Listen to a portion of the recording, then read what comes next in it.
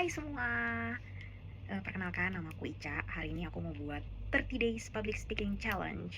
Ini adalah usahaku untuk melatih public speaking aku yang sudah mulai merosot jauh. Jadi sejak menjadi seorang ibu, fokus aku tuh lebih banyak kepada toddlerku. Dan yang terjadi adalah walaupun aku mendapatkan skill-skill baru dalam hal motherhood, tapi aku kehilangan beberapa skill-skill atau melupakan beberapa skill-skill aku yang di zaman sebelum menjadi ibu.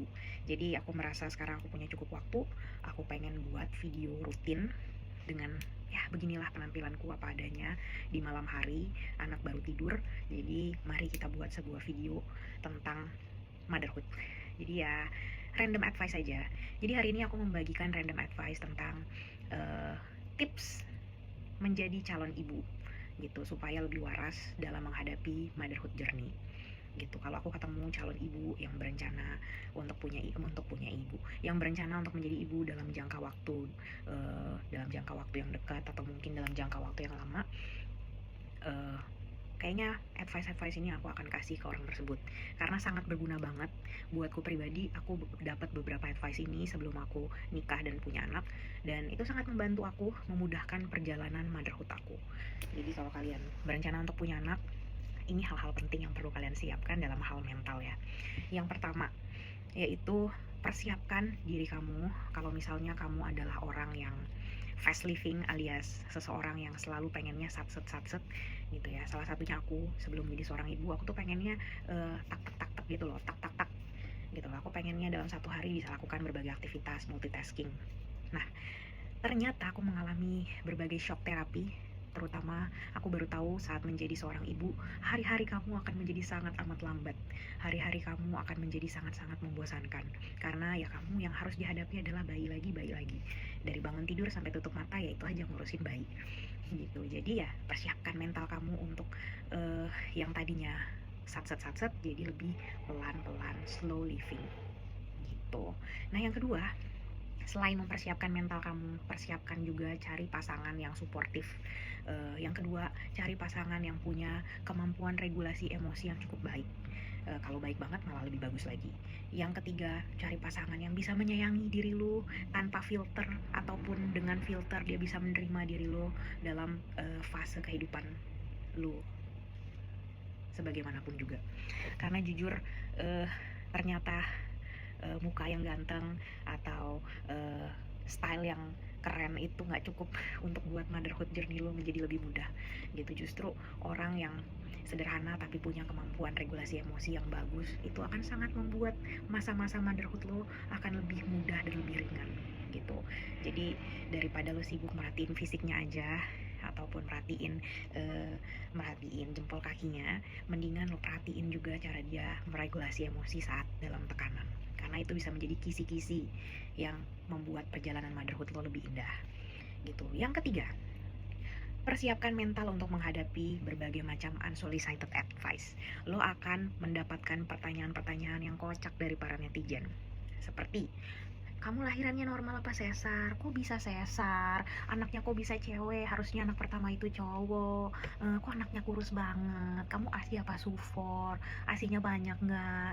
Kenapa sufor? Kasihan anaknya. Pertanyaan-pertanyaan yang lu juga nggak tahu jawabannya apa.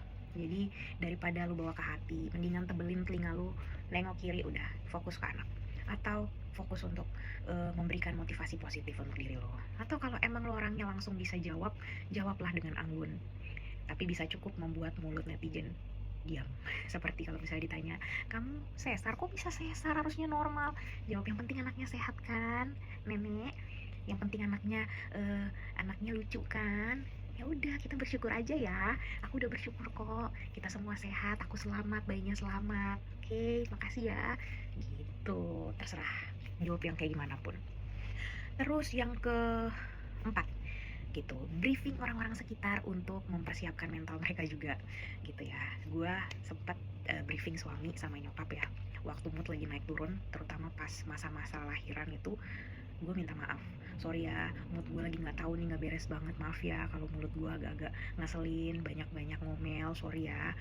Tolong maklumin dulu, nanti gue akan berusaha untuk lebih baik lagi, tapi saat ini emang mood gue lagi kacau, tolongin gue ya, support gue gitu. Itu cukup banyak membantu gue untuk menjaga harmoni dalam keluarga gitu. Yang keempat, Siap-siap mengalami perubahan besar. Kadang prioritas hidup kita, rencana hidup yang tadinya sudah saklek seperti ini bisa jadi berganti arah. Jadi siap-siap. Terus yang kelima, belajar untuk terima kalau ada circle-circle pertemanan kamu yang mengundurkan diri gitu ya. Bukan berarti mereka benci sama kamu, bukan berarti mereka jahat sama kamu. No, itu kadang-kadang cuman karena mereka nggak relate sama hidup kamu gitu, nggak relate sama role kita sebagai seorang ibu. Jadi mereka memilih untuk mengundurkan diri sementara. Tapi tenang aja, it's okay. Itu bisa jadi support kita juga supaya kita bisa fokus ke anak gitu. Nanti semua akan balik lagi kok seperti sedia kala. Nah, terus yang keenam, siapkan diri, taruh di wallpaper, tempel di jidat lo atau tempel di jendela kamar lo bahwa masa-masa ini memang membosankan, menyebalkan kadang-kadang, tapi ini akan menjadi kenangan yang nantinya mungkin di masa tua akan lo rindukan gitu. Memang super duper menguras tenaga dan mental, tapi percaya nggak percaya, masa-masa ini adalah fondasi paling awal buat hidup anak-anakmu nanti. Itu yang akan membentuk mereka menjadi pribadi yang bagaimana nanti ke depannya. Jadi luar biasa banget role kita. Jadi jangan pernah kecil hati gitu. Tanamkan dalam dirimu, ini adalah panggilan hidupku saat ini gitu ya. Fokus gitu, jangan merasa kecil hati. Aku sedang membentuk masa depan seseorang. Jadi aku harus fokus juga gitu. Terus yang ketujuh gitu, banyak-banyak pengetahuan, perbanyak baca buku, join komunitas online atau offline, ikut denger podcast atau sharing sama moms-moms yang lain gitu tentang berbagai cara dalam parenting, menghadapi berbagai macam hal dalam motherhood gitu.